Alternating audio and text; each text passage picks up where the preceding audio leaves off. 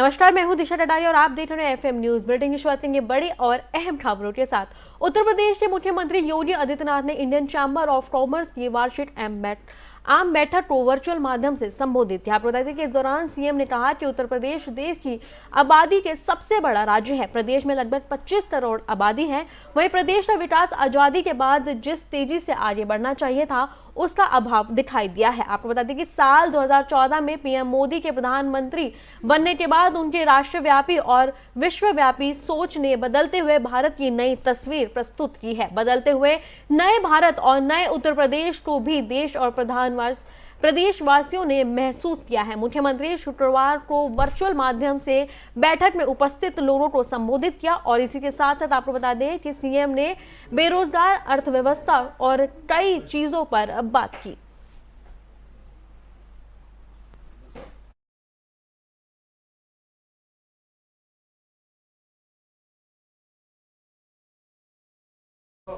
बढ़ते अगली खबर की ओर, विधानसभा चुनाव 2022 को लेकर बीजेपी ने अब कमर कस ली है। इसी को लेकर अब रक्षा मंत्री राजनाथ सिंह जौनपुर में अहम कार्यक्रम में शिरकत करेंगे। बता दें कि वाराणसी में इस बार के विधानसभा चुनाव में बूथ का महत्व कुछ ज्यादा ही दिखाई दे रहा है। दरअसल आपको बता दें कि हर दल बूथ मजबूत करने की रणनीति में है, लेकिन बीजेपी अपने पुराने पैतरे को और भी मजबूत करके चुनावी विजय का प्लान तैयार कर रहा है। इसी को लेकर जौनपुर में बूथ अध्यक्ष का सम्मेलन होने जा रहा है। आपको बता दें कि जानकारी के मुताबिक ये बात सामने आई कि इस सम्मेलन में रक्षा मंत्री राजनाथ सिंह बूथ अध्यक्षों को जीत का चुनावी मंत्र देंगे और साथ ही साथ बैठक के बाद आगामी चुनाव पर रणनीति भी साझा करेंगे। आपको बता दें कि इस सम्मेलन में 29,500 बूथ अध्यक्ष मौजूद रहेंगे। इस दौरान सूबे के मुख्यमंत्री योगी आदित्यनाथ भी यहां पर मौजूद रहेंगे। आपको बता दें कि रक्षा मंत्री आज बूथ अध्यक्षों के साथ बैठक करने वाले हैं, जहां पे आपको बता दें कि सूबे के मुख्यमंत्री योगी आदित्यनाथ भी मौजूद रहेंगे। आपको बता दें कि 2022 के चुनाव बहुत ही नजदीक है। इसी कड़ी में बीजेपी ने भी अपनी कमान संभाल ली है और लगातार दौरे और रैलियां उत्तर प्रदेश में किए जा रहे हैं। इस बीच आपको बता दें कि राजनाथ सिंह आज जौनपुर में रैली कर रहे हैं और बूथ अध्यक्षों के साथ वार्ता करने वाले हैं। आपको बता दें कि इस बीच इस दौरान सूबे के मुख्यमंत्री योगी आदित्यनाथ भी इस वार्ता में शामिल होने वाले हैं।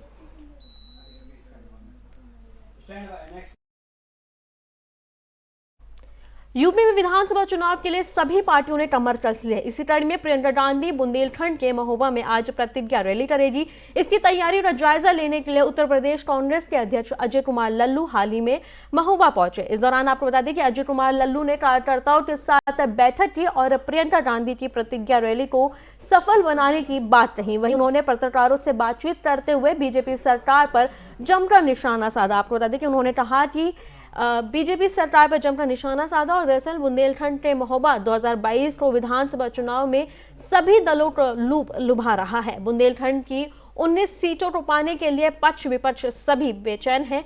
वहीं अब प्रियंका गांधी भी आज महोबा के छत्रसाल स्टेडियम जा रही हैं। वहीं कांग्रेसियों का यह भी दावा है कि इस प्रतिज्ञा रैली में पीएम मोदी की जनसभा से अधिक भीड़ जुटने वाली है। आपको बता दें कि 2022 के चुनाव को लेकर सभी पार्टियां एक्टिव मोड में हो रही है। इस बीच अब प्रियंका गांधी आपको बता दें कि महोबा में पहुंची हैं और जहां पर वो एक प्रतिज्ञा रैली करने वाली है और अपने आपको बता दें कि जनता को लुभाने वाली है।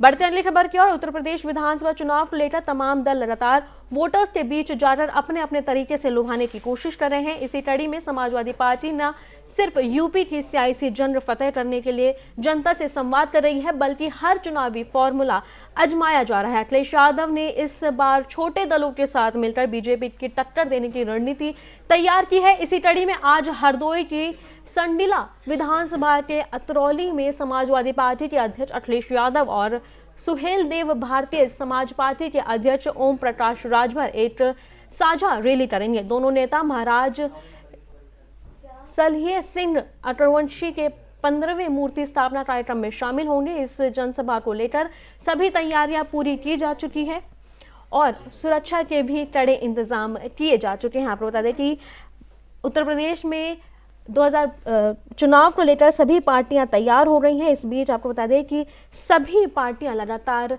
दौरे और रैलियां कर रही हैं।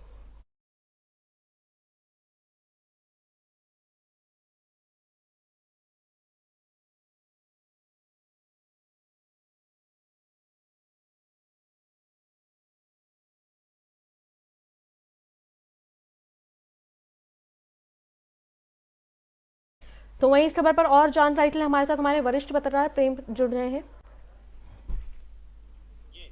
प्रेम जी, आज तो रैलियों का शनिवार हो गया है। प्रियंका जी महोबा में है, अखिलेश और ओम प्रकाश राजभर हरदोई में है, वहीं योगी जी और राजनाथ सिंह जौनपुर में रैली कर रहे हैं। इस पर आप जरा विस्तार से बताएं। जी, ये महत्वपूर्ण दिन है, शनिवार है, 3 बड़ी रैलियां हैं और तीनों जो हैं वो एक तो मुख्यमंत्री खुद हैं जी, दूसरी तरफ मुख्यमंत्री के दावेदार हैं अखिलेश यादव जी, और तीसरी तरफ जो प्रियंका गांधी हैं, घोषित तौर पर तो नहीं लेकिन वो नेतृत्व कर रही है अपनी पार्टी का।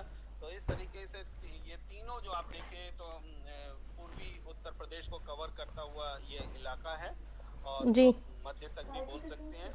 लेकिन इन इलाकों में सबका जोर इसलिए है, एक तो ये है कि पूर्वी क्षेत्र में भारतीय जनता पार्टी को कई तरह की चुनौतियों का सामना करना पड़ रहा है कि छोटे छोटे दल जैसे ओम प्रकाश राजभर थे, पिछली बार जी, उनके साथ मिलकर चुनाव लड़े थे, इस बार वो अखिलेश यादव जी के साथ है।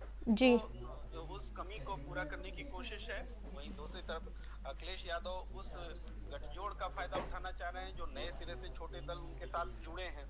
और तीसरी तरफ कांग्रेस है जो कि इस बीच में अपने आप को मजबूत करने की कोशिश में दिन रात लगी हुई है। प्रियंका गांधी कमान संभाल रही हैं। जी, हालांकि ये कह पाना मुश्किल है कि आने वाले समय में इनकी मेहनत का क्या होने वाला है, लेकिन अलग अलग जो समीकरण बन रहे हैं उन समीकरणों के मद्देनजर इन प्रयासों की अहमियत रहेगी। और ये पश्चिम उत्तर प्रदेश में भी आपने देखा था कि पिछला हफ्ता जो था पूरा पश्चिम उत्तर प्रदेश में दौरा हुआ था नेताओं का, और इस हफ्ते जो है पूरब की तरफ फोकस कर रहे हैं। जी, तो ये क्षेत्रवार सभी राजनीतिक पार्टियों की रणनीति एक दूसरे को काटने और अपने को बढ़ाने की दिख रही है। शाम तक आपको कुछ हेट स्पीच भी देखने को मिल जी। जाएंगे, क्योंकि हेट स्पीच के बगैर ये उत्तर प्रदेश का चुनाव पूरा नहीं होने वाला है। अच्छा प्रेम जी, सभी पार्टियां एक्टिव हो रही हैं, चुनाव में जुट गई हैं, लेकिन वहीं बहुजन समाज पार्टी मतलब मायावती जो अभी भी शांत दिखाई दे रही है, इस पर आप किस तरह से देख रहे हैं? जरा मायावती की चुनाव को लेकर चाल को समझाइए। बिल्कुल आपका कहना जायज है और लोग इस बात को चिन्हित भी करते हैं कि बहुजन समाज पार्टी की नेता सुश्री मायावती उस रूप में सक्रिय नहीं दिख रही हैं जिस रूप में दूसरी पार्टियां दिख रही हैं। लेकिन यहाँ ये भी बात महत्वपूर्ण है कि बीएसपी की चुनाव लड़ने की जो शैली है वो बाकी दलों से बिल्कुल अलग रही है। एक तो बीजेपी में स्टार प्रचारक बोलिए या फिर स्टार स्पीकर बोलिए, तो वो एकमात्र सुश्री मायावती हैं, कोई दूसरा नेता दिखाई नहीं देता। आप सतीश चंद्र मिश्रा जी को भी जोड़े तो वो मास लीडर कम है, संगठनकर्ता ज्यादा है। तो ऐसे में बीएसपी जो है वो संगठन के स्तर पर गांव में अपने उनके प्रचार की शैली है, रैली उनका स्वभाव नहीं है। रैली वो करते हैं जो एक जैसे पश्चिम उत्तर प्रदेश को उन्होंने बांट रखा है कि हर महीने एक बड़ी रैली मायावती जी के नेतृत्व में होगी, पूरब में हर महीने एक रैली होगी। अब से 3 महीने बाकी है और अंतिम महीना जब आएगा तो उस समय रैलियों की संख्या बढ़ जाएगी, लेकिन रैली करने वाले सिर्फ मायावती ही होंगी। तो ये शैली में फर्क है। वो गांव में काम करते हैं, उनके वोट को तो हम लोग या पत्रकार परख भी नहीं पाते और हारते हारते भी वो 18% वोट तो ले ही लेती हैं, इसलिए उनकी ताकत को कम आंकना उचित नहीं होगा। जी प्रेम जी, तमाम बातचीत धन्यवाद। Thank you.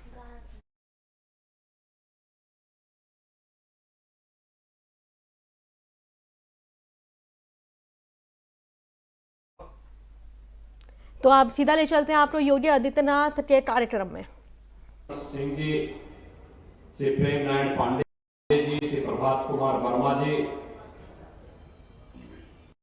बलरामपुर चीनी मिल्स के प्रबंध निदेशक श्री विवेक सरावगी जी, संदीप अग्रवाल जी, पवन कुमार चतुर्वेदी जी, अरविंद कुमार सिंह जी, हमारे पुलिस और प्रशासन से जुड़े हुए सभी अधिकारीगण और जनपद गोंडा से जुड़े हुए सभी उपस्थित भाइयों बहनों, पत्रकार मित्रों, आज आपको एशिया के सबसे बड़े एथेनॉल प्लांट के शिलान्यास के कार्यक्रम के साथ हम जोड़ रहे हैं। इसके साथ ही यहां पर इस मिर्जापुर चीनी मिल की क्षमता को भी 3200 टीसीडी से बढ़ा करके 4000 टीसीडी, यानी जो अब इसमें 32,000 क्विंटल प्रतिदिन की पेराई होती थी, अब इसमें 40,000 क्विंटल प्रतिदिन की पेराई होगी। इस क्षमता का विस्तार करने और 15 मेगावाट की बिजली का उत्पादन का नया संयंत्र यहां पर लग रहा है। इन सभी कार्यों के शुभारंभ के अवसर पर ये विकास की एक नई आभा के साथ पूरा क्षेत्र जगमगाएगा। रोजगार की अनेक संभावनाएं यहां पर बनेंगी। इसके लिए मैं आप सबको हृदय से बधाई देता हूं। बलरामपुर चीनी मिल्स के एमडी, ग्रुप के एमडी श्री विवेक सरावगी जी और उनकी पूरी टीम का हृदय से अभिनंदन करता हूं और आप यहां के सभी किसान भाइयों बहनों का भी हृदय से अभिनंदन और स्वागत करता हूं। भाइयों बहनों,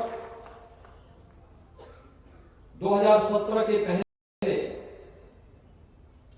उत्तर प्रदेश के अंदर गन्ना किसानों की स्थिति या सामान्य किसानों की स्थिति किस रूप में थी? किसान आत्महत्या कर रहा था। प्रदेश में एक और किसान अपनी मेहनत से अन्न उत्पादन करता था, लेकिन उसकी क्रय की कोई व्यवस्था नहीं थी। जनता भूख से मरती थी। किसान उपज का सही दाम न मिलने के कारण आत्महत्या करने के लिए मजबूर होता था। प्रदेश में गुंडागिरी थी, दंगे होते थे, अराजकता व्याप्त थी। लेकिन 2017 के बाद प्रदेश के अंदर प्रधानमंत्री मोदी जी के मार्गदर्शन में प्रदेश सरकार ने कैसे एक एक कदम आगे बढ़ते हुए प्रदेश की पूरी तकदीर और प्रदेश की पूरी तस्वीर को बदलने का काम किया है, आज ये सबके सामने है। आज चीनी मिलों के गन्ना मूल्य का समय पे भुगतान की कार्रवाई हो या फिर गेहूं, धान, दलहन, तिलहन इनके क्रय केंद्र स्थापित करते हुए अकेले गेहूं का ही गोंडा जनपद में 92,000 क्विंटल से अधिक का क्रय अकेले आपके गोंडा जनपद में हुआ है, जिसमें एमएसपी न्यूनतम समर्थन मूल्य किसान के खाते में सीधे गया। ये काम 2017 के पहले नहीं हो पाता था। आड़ती खरीदते थे, मुनाफा आड़ती कमाता था, किसान ठगा हुआ महसूस करता था। लेकिन आज हर गरीब को फ्री में अन्न की सुविधा देने का कार्य हो, किसान की उपज को न्यूनतम समर्थन मूल्य के साथ जोड़ने का कार्य हो, और अब तो अन्नदाता किसान अपने खेत में गन्ना उत्पादन के साथ डीजल और पेट्रोल का भी उत्पादन इसके साथ करने जा रहा है। इथेनॉल प्लांट लगेगा। भाइयों बहनों, इससे पहले पेट्रोल के नाम पर तो पैसा खर्च होता था, जब मर्जी आती थी अंतरराष्ट्रीय बाजार में पेट्रोल के दाम बढ़ जाते थे। इसका एक छोटा सा हिस्सा भारत विरोधी गतिविधियों में कार्य करने वाले लोग मुनाफे के रूप में लेकर के चले जाते थे। यानी हमारा ही पैसा, हमारे ही खिलाफ पैसे दुरुपयोग होता था। डीजल और पेट्रोल पे होने वाले पैसे को खर्च करके हमसे ही पैसा हमारी जेब से निकाला जाता था, हमारे खिलाफ इस्तेमाल होता था।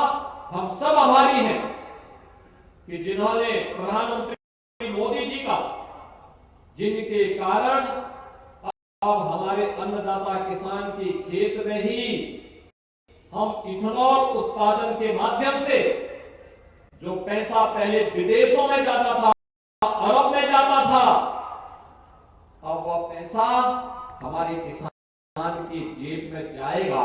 किसान खुशहाल होगा तो देश खुशहाल हो जाएगा और देश की खुशहाली का रास्ता निकालने का कार्य किया है। और एशिया का सबसे बड़ा इथेनॉल प्लांट यहां पर श्री विवेक सरावगी जी ने अपने बलरामपुर ग्रुप के माध्यम से इस मेदापुर चीनी मिल लगाने का कार्य प्रारंभ किया है। मैं इसके लिए उन्हें बधाई देता हूं। आप सभी किसान भाइयों बहनों का हृदय से अभिनंदन करता हूं। आप सबका मैं स्वागत करता हूं। भाइयों बहनों, ये कार्य 2017 के पहले भी हो सकता था, 14 के पहले भी हो सकता था, लेकिन देश के बारे में जब सोच हो तो कोई ऐसा काम करेगा। 2017 के पहले, 2014 के पहले ऐसा नहीं होता था। 2017 के पहले तो प्रदेश में ऐसी सरकार थी जो पर्व और त्योहार में दंगा करवा देती थी और अयोध्या में राम जन्मभूमि पर आतंकी हमला करने वाले आतंकवादियों के मुकदमों को वापस लेती थी। भारतीय जनता पार्टी की सरकार आई तो सरकार आने के बाद पर्व और त्योहार शांतिपूर्ण ढंग से मनाए जा रहे हैं, हर्ष और उल्लास के साथ मनाए जा रहे हैं। आपके पर्व और त्योहार के सामने तो अब कोरोना भी मार खा गया है। आप देख रहे होंगे पूरी दुनिया कोरोना से तप रही है। अमेरिका के अंदर, यूरोप के अंदर, रूस के अंदर, चीन के अंदर आप देखिए कितनी खराब स्थिति है कोरोना के कारण। लेकिन आपकी आस्था के सामने कोरोना पूरी तरह परास्त हो गया और आप हर्षोल्लास के साथ अपने पर्व और त्योहार, क्या विजयादशमी, क्या दुर्गा पूजा, क्या दीपावली, क्या छठ का आयोजन, क्या भी अयोध्या के जो झूला पर्व हुआ था, इन सभी कार्यक्रमों को आपने देखा होगा। कितने उमंग के साथ लाखों की संख्या में श्रद्धालु जन झूमते हुए आ रहे हैं, पर्व और त्योहार मना रहे हैं। ये नए उत्तर प्रदेश की तस्वीर है जो पहले सरकारों रंगों के ढेर करवाया करती थी। हमारी सरकार आई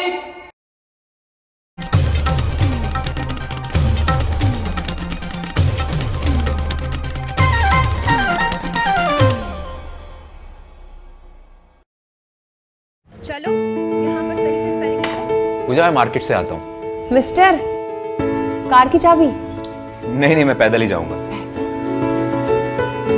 वाह पापा, नॉट बैड। हाँ यार, अपनी दिल्ली सरकार बोलती है कि पॉल्यूशन कम करने के लिए हफ्ते में एक बार अपनी गाड़ी से एक ट्रिप कम करें और उसकी बजाय पब्लिक ट्रांसपोर्ट या कारपूल का इस्तेमाल करें। It's a small request, make sense, no?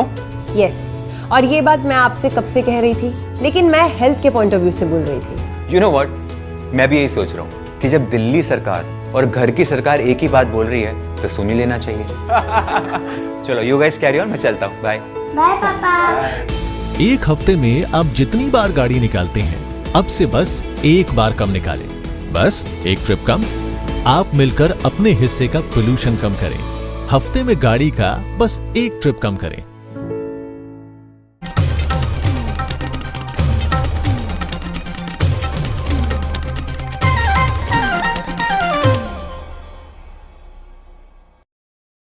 Break के बाद एक बार फिर स्वागत है आपका। बढ़ते हैं खबरों की ओर। आम आदमी पार्टी के राज्यसभा सदस्य और उत्तर प्रदेश प्रभारी संजय सिंह ने लखनऊ पुलिस में शिकायत दर्ज कराई है कि उन्हें एक विशेष नंबर से कॉल कर अज्ञात व्यक्ति ने जान से मारने की धमकी दी है। पुलिस आयुक्त डी के ठाकुर ने बताया कि संजय सिंह की शिकायत पर लखनऊ के गोमती नगर पुलिस थाने में एफआईआर दर्ज की गई है। वहीं संजय सिंह ने इसे लेकर ट्वीट भी साझा किया है। आपको बता दें कि उन्होंने अपने ट्वीट में लिखा है कि मुझे फिर मिली जान से मारने की धमकी। शायद कुछ लोग मुझे मारना चाहते हैं, कोई बात नहीं, लेकिन मैं उन टायर गुंडों से कहना चाहता हूं कि मैं अपराध और भ्रष्टाचार के खिलाफ आवाज उठाना बंद नहीं करूंगा। इसके साथ ही सिंह ने आगे लिखा है कि लखनऊ पुलिस को उस नंबर का संज्ञान लेना चाहिए जिसे कॉल आई थी। मेरे सहयोगी अजीत पर कॉल डाइवर्ट थी। बता दें कि संजय सिंह ने उस नंबर को पुलिस के साथ साझा किया है जिससे उन्हें धमकी मिली थी। आपको बता दें कि आम आदमी पार्टी के नेता और राज्यसभा सदस्य संजय सिंह को जान से मारने की धमकी मिली है। उन्होंने एक ट्वीट कर ये जानकारी साझा की है और उन्होंने उस पर लिखा है कि मुझे जान से मारने की एक बार फिर धमकी मिली है, जिसको लेकर उन्होंने आपको बता दें कि लखनऊ में FIR दर्ज करा दी है।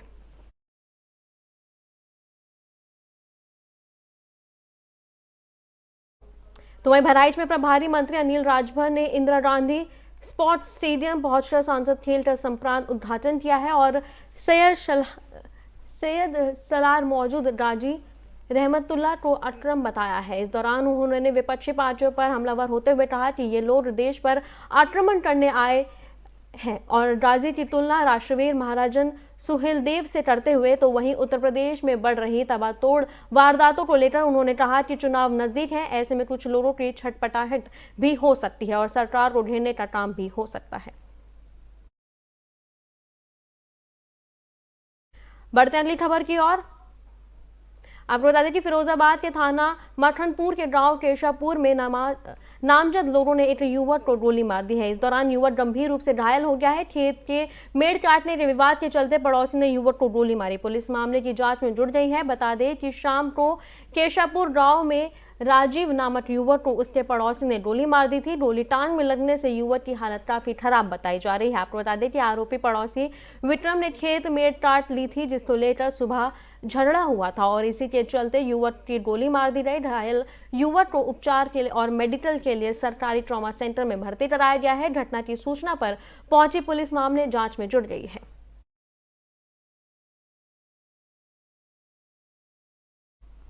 तो वहीं बढ़ते अगली खबर की और। यूपी के ग्रेटर नोएडा में चेकिंग के दौरान चौकी इंचार्ज बिलासपुर के पैर में गोली मारकर घायल करने वाले बदमाश की गिरफ्तारी हेतु कई थानों की टीमों ने लगातार कॉम्बिंग की गई है। कॉम्बिंग के बीच पुलिस ने एक अभियुक्त विपिन नागर जेपी निवासी इमलिया गांव को गिरफ्तार किया है। बता दें कि पुलिस आरोपी घायल को अवस्था में गिरफ्तार किया गया है। पुलिस ने उसे अस्पताल में भर्ती कराया है, जहां उसकी हालत गंभीर बताई जा रही है। पुलिस ने आरोपी से 2 जिंदा कारतूस, एक कारतूस पिस्टल बरामद किया है। वहीं आरोपी का एक साथी फरार बताया जा रहा है, जिसके लिए पुलिस टीम लगातार ढूंढ रही है और पुलिस का यह भी कहना है कि आरोपी जल्द ही गिरफ्तार किया जाएगा।